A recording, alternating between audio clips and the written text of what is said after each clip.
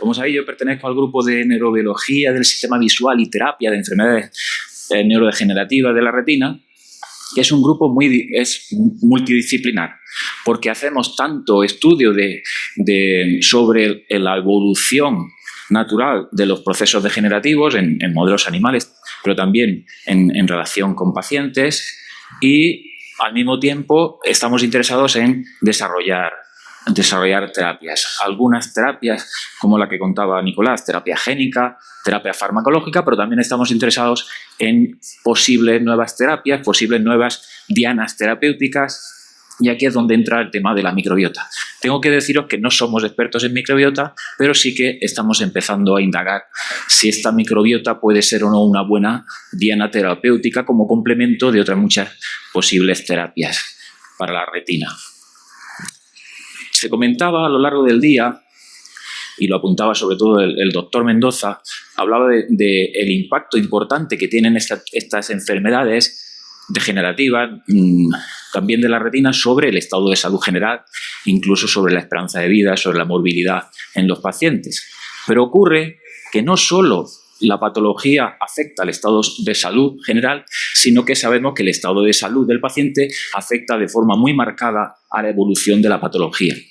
Y ahí es donde entra una serie de factores en los que también estamos interesados en nuestro laboratorio, como por ejemplo el ejercicio físico, que hay estudios que demuestran que puede tener un efecto beneficioso. El sueño, se hablaba antes del efecto de la degeneración sobre la calidad del sueño, pero también se sabe que el sueño reparador, la calidad del sueño en el paciente puede tener un efecto beneficioso o perjudicial. Nosotros en nuestro laboratorio también hacemos estudios cronobiológicos y estamos interesados en saber no solo el impacto de la patología sobre la calidad del sueño, sino en ver cómo posibles alteraciones en los ritmos circadianos pueden repercutir también en la evolución de la enfermedad.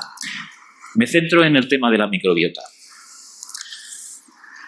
Lo que voy a hacer a este respecto es una pequeña introducción contando, porque igual muchos de vosotros no sabéis claramente qué es la microbiota. Hablaré un poquito de la microbiota intestinal, de su relación con enfermedades neurodegenerativas, y luego mostraré algunos de nuestros resultados en laboratorio con microbiota, primero con modelos de ratón y luego lo que hemos hecho en pacientes. No sé si muchos sabréis que nuestro organismo convive con millones de millones. Se estima que en nuestro cuerpo hay unos 100 millones de microorganismos. Hablaríamos de unos 100 billones de microorganismos, principalmente bacterias, que están sobre nuestra piel y que están ocupando aquellos espacios que están abiertos al exterior, principalmente pues, en pulmón, por ejemplo, y también, como digo, principalmente en intestino. Se estima que aproximadamente medio kilo de la masa que ocupa el interior de nuestro intestino, medio kilo, son microorganismos, principalmente bacterias. Y a estas bacterias de todo el organismo es lo que llamamos, bueno, bacterias, como decía, y también levaduras, virus, a todo esto le llamamos microbiota, ¿vale? Se ha visto que esa microbiota es, como digo, muy variada, se ha caracterizado las poblaciones de microorganismos. Se ha visto que esa microbiota, sobre todo la intestinal, interactúa con la pared del intestino y que tiene repercusión sobre nuestro sistema inmune, sobre nuestra inmunidad. De tal manera que la microbiota puede generar,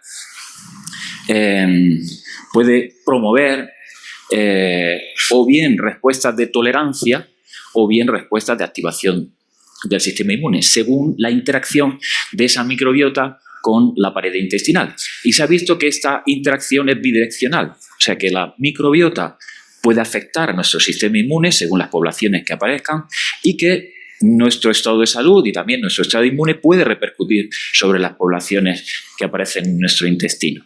De tal manera que se ha visto que variaciones en nuestra microbiota intestinal repercuten en tantísimas enfermedades, sobre todo enfermedades crónicas y muchas de ellas enfermedades neurodegenerativas. Más recientemente se ha observado que pueden afectar, os contaré cómo pueden afectar también a enfermedades de la retina. En esta relación, como decía, bidireccional, ya se han hecho estudios en enfermedades más prevalentes, como por ejemplo la enfermedad de Parkinson, en el que se ha visto cómo variaciones en la... Tengo la manía porque pienso que puntero. Sí, puntero. Variaciones en la microbiota intestinal pueden modificar la evolución en la degeneración, por ejemplo, de esta patología, y cómo cambios en la microbiota de estos modelos, de estos animales, pueden modificar la evolución de la enfermedad. O sea que existe una reciprocidad. Teniendo todo esto como base y a partir de ya estudios publicados recientemente, está habiendo una repercusión creciente de estos estudios también en el ámbito de las enfermedades oculares y retinianas, pues en base a todo eso, pues nosotros quisimos, basándonos en estos estudios previos, pues ver qué ocurría en nuestros modelos de degeneración. Y así, inicialmente hicimos un estudio en un modelo que tenemos de retinosis pigmentaria, que es el ratoncito RD10. Quisimos ver si la degeneración en el ratoncito tenía alguna incidencia sobre la microbiota. Y entonces lo que hicimos fue tomar los ratoncitos RD10, que son los que tienen la retinosis pigmentaria, comparados con los controles. Analizamos una serie de parámetros, tanto fisiológicos como morfológicos, para caracterizar el estado de la patología y contrastamos esos estudios funcionales y morfológicos con el estado de la microbiota intestinal. Analizamos la microbiota de los ratones sanos y enfermos a diferentes niveles de familia, de orden, de especie, y básicamente lo que encontrábamos es que la microbiota de los ratoncitos que sufren la retinosis es una microbiota menos variada. Hay una disminución en lo que llaman los ecólogos la diversidad tipo alfa, que es la riqueza de esas poblaciones que aparecen ahí. O sea que las bacterias, las poblaciones de bacterias que hay en los ratoncitos enfermos son menos ricas. Hay poblaciones que seguramente se están perdiendo. Cuando se comparan las poblaciones de unos animales con las de otros, se observa que hay grupos, especies de bacterias que desaparecen en el animal enfermo. Y se ha visto que son especies de bacterias que se han asociado con efecto antiinflamatorio o protector. Son especies, algunas de ellas, que promueven la aparición de la mucosa o desarrollo de mucosa intestinal, promueven respuesta antiinflamatoria. O sea que los ratoncitos con retinosis pigmentaria adolecen de algunas poblaciones de bacterias que son beneficiosas y presentan poblaciones aumentadas de bacterias que se sabe que tienen efecto proinflamatorio. Ese estudio lo publicamos ya hace 4 años. A raíz de ahí, esta es la conclusión, que existe esa interacción. Dice aquí los cambios degenerativos en la retina de nuestro modelo están relacionados con cambios en la diversidad de la microbiota y estos cambios en especie. Bueno, se sabe que esa microbiota intestinal depende de toda una serie de factores. Como os decía, puede ser influenciada por nuestro estado de salud, pero también está muy influenciada por la dieta. Y se sabe que hay determinadas dietas, por ejemplo, las dietas ricas en grasa producen alteraciones en nuestra microbiota. Y teniendo eso como base, quisimos ver si la introducción de una dieta rica en grasa podía afectar al desarrollo de una patología retiniana y cuál era su efecto sobre la microbiota. Y así, pues, de nuevo, tomamos los ratoncitos RD10 que desarrollan la patología, tomamos el ratoncito control, administramos una dieta hipergrasa, ambos modelos animales, de tal manera que ahora tenemos 4 grupos experimentales: los ratoncitos enfermos con dieta normal o grasa y los sanos con dieta normal o grasa. Hicimos la caracterización morfológica y funcional de la retina. Aquí he mostrado cortes histológicos de retina, de ratoncito sano, de ratoncito enfermo, y este sería con la dieta grasa. En el corte histológico se observa un adelgazamiento de la retina en el ratón enfermo y adelgazamiento mayor en el ratón enfermo, que además tiene la dieta grasa. Pues además de esta caracterización morfológica y una caracterización funcional, pues analizamos cómo era la microbiota de estos ratoncitos. Estos son un poco los resultados de la caracterización morfológica. Veíamos que aparte del adelgazamiento en la retina, que se exacerba con la dieta grasa, pues había un estado de mayor inflamación, había mayor estrés oxidativo en los ratoncitos con la dieta grasa, y observábamos, aquí que ha desaparecido una diapositiva, observábamos que los ratones enfermos a los que se le administra una dieta grasa, tienen una microbiota con mayor alteración, incluso que el ratón enfermo con una dieta normal, de tal manera que las poblaciones de bacterias proinflamatorias están aún más exacerbadas. O sea que hay un empeoramiento de la microbiota de estos ratones. Deducimos, por tanto, que la dieta grasa está produciendo un empeoramiento, que está produciendo la alteración y que no sabemos si, al menos en parte, la disbiosis, la alteración que se produce en la microbiota puede estar relacionada en parte, como digo, con el proceso degenerativo. Bueno, eso también está publicado, lo publicamos en PNAS en el 21 y teniendo todo esto como base, pues quisimos dar el salto a pacientes y ver si también en aquellas enfermedades degenerativas de retina en las que nosotros venimos trabajando, pues se producían este tipo de variaciones.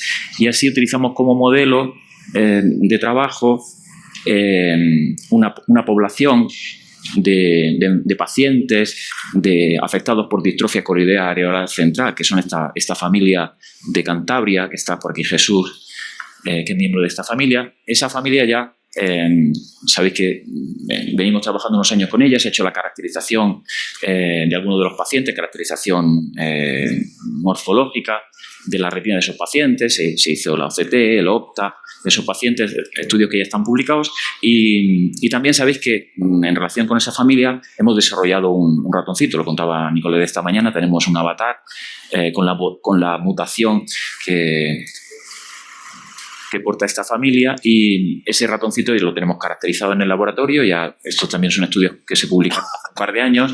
Hemos hecho la caracterización funcional con los típicos registros de optomotor, test optomotor para ver la evolución de la agudeza visual, los electroretinogramas a diferentes edades, viendo la evolución. Bueno, hemos hecho la caracterización, como decía, también morfológica, hemos estudiado la progresión en la atrofia que se produce en la retina y caracterización también inflamatoria, estrés oxidativo. Bien, pues de estos pacientes hemos reclutado a 34 individuos sanos, 34 individuos enfermos, 34 pacientes de los que hemos tomado muestra de heces y hemos comparado esas muestras de heces con sus cohabitantes, con sus familiares o cohabitantes. Tenemos 34 pacientes y 25 sanos. Y hemos analizado esta microbiota y lo que hemos encontrado hasta la fecha es que existe una heterogeneidad en la microbiota que es mayor que la que encontramos en el ratoncito, porque pensad que en el ratoncito todos los ratones están sometidos a las mismas condiciones ambientales, en el mismo entorno, en la misma alimentación. En el caso de los humanos hay mucha más heterogeneidad y es razonable encontrar una mayor variedad. Cuando comparamos la riqueza de las microbiotas de los enfermos con los sanos, toda esta variedad hace que, a pesar de que se observan algunas tendencias, no hay una diferencia significativa. O sea que el paciente de esta distrofia no tiene una microbiota menos rica, como sí ocurría en el ratón. Cuando comparamos las poblaciones concretas de microorganismos que aparecen en los pacientes frente a las que aparecen en los sanos, también se observa una cierta desviación, una cierta tendencia, pero no hay diferencias significativas. A pesar de eso, sí que encontramos diferencias en algunas poblaciones concretas. Hay géneros de bacterias que en los pacientes están modificados respecto de los sanos y así encontramos diferencias en el género Parabacteroides y en el género Dorea con diferencias significativas. Estos géneros son géneros que también se encuentran aumentados en otras enfermedades degenerativas, como por ejemplo Parkinson, Alzheimer, Huntington. Son géneros de microorganismos que en otras enfermedades degenerativas también están aumentadas. Son especies que se les ha descrito un cierto efecto proinflamatorio. ¿De acuerdo? Los resultados que tenemos son hasta aquí, o sea que son resultados todavía preliminares de caracterización de esta microbiota. Lo que estamos haciendo ahora, os cuento para acabar lo que estamos haciendo y cuál es nuestra intención. Lo que estamos haciendo ahora estamos tomando algunos datos clínicos de estos pacientes, como puede ser agudeza visual o algún dato relacionado con OCT o estamos en colaboración con el doctor de la Mora, que es quien lleva la mayoría de estos pacientes, y nuestra intención ahora es hacer una correlación entre la posible disbiosis, alteración que se produce en la microbiota y el estado de la patología de los pacientes por ver si existe esa correlación. Y, bueno, esto no lo he contado.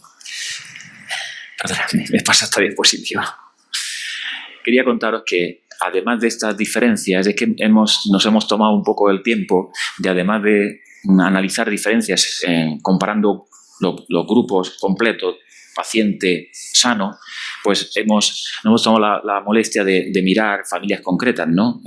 Dado que la caracterización se hacía del paciente con su cohabitante, o en algunos casos aparecen familias en las que hay más de un paciente en la misma familia, es decir, en la misma casa, cohabitando en la misma casa, pues nos estamos molestando también en comparar, ¿no? Por ejemplo, hermanas que cohabitan, que viven en la misma casa, que tienen un hábito de vida más o menos parecido, o comparar familias en las que hay, por ejemplo, padre enfermo, madre sana, hija enferma, y ver cómo son la microbiota de estos individuos. Encontramos que hay muchísima heterogeneidad, que la dispersión es muy alta, pero aparecen patrones, aparecen poblaciones concretas de microorganismos que tienen un seco, en que la microbiota está secada, ¿vale?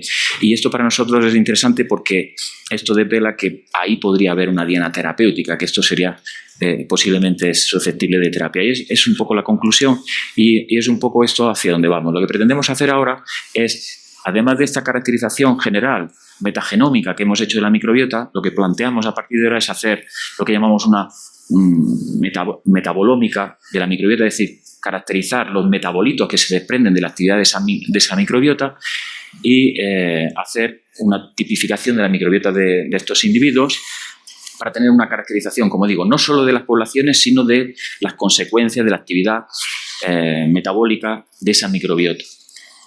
Eso mismo lo queremos hacer con el modelo de ratón, con el modelo animal, el avatar de esos pacientes, con la intención de iniciar posibles terapias. La intención es, tanto en el ratón como en el individuo, probar abordajes sobre todo a base de prebióticos que puedan corregir esas posibles desviaciones que se producen en la microbiota, enriquecer la microbiota de pacientes y de los ratoncitos, y probar, sea en laboratorio, sea con los pacientes, si esas correcciones de la microbiota producen un efecto en el estado de salud del individuo y eventualmente en su progresión. Muchas gracias.